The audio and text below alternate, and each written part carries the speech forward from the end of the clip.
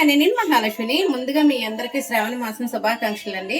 ఉదయాన్నే లేచి చక్కగా ఇల్లు మొత్తం శుభ్రం చేసేసుకొని ముగ్గులు పెట్టుకొని పాలైతే పొంగించుకుంటున్నాను. మనం ముందు రోజు నైటే స్టవ్ దగ్గర ఇలా శుభ్రం చేసుకుంటే చక్కగా ఉదయానికి మనకి వీలుగా ఉంటుందండి పని చేసుకోవటానికి. ఈ విధంగా స్టవ్ని పూజించుకోండి.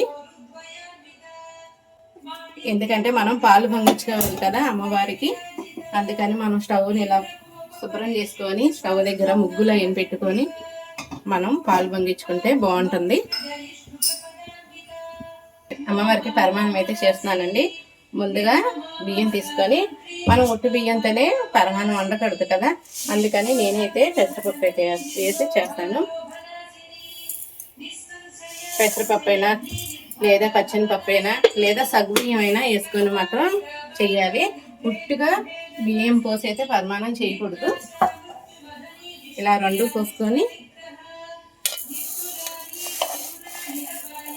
పరమాన్నం చేసుకోవాలి. ఇవి శుభ్రంగా కడిగి నానబెట్టుకొని పాలు పొంగినాక వేసుకోవాలి. పరమాన్నం అయితే రెడీ అయిపోయిందండి. ఇప్పుడు చివరిగా యాలకులు దంచేసుకుంటున్నా. అమ్మవారికి నైవేద్యంలోకి యాలకులు దంచుకోవాలి. యాలకులు వేసేసుకుంటున్నానండి.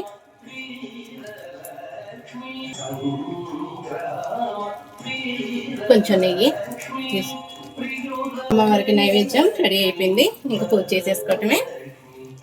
Stove off చేసేస్తున్నా.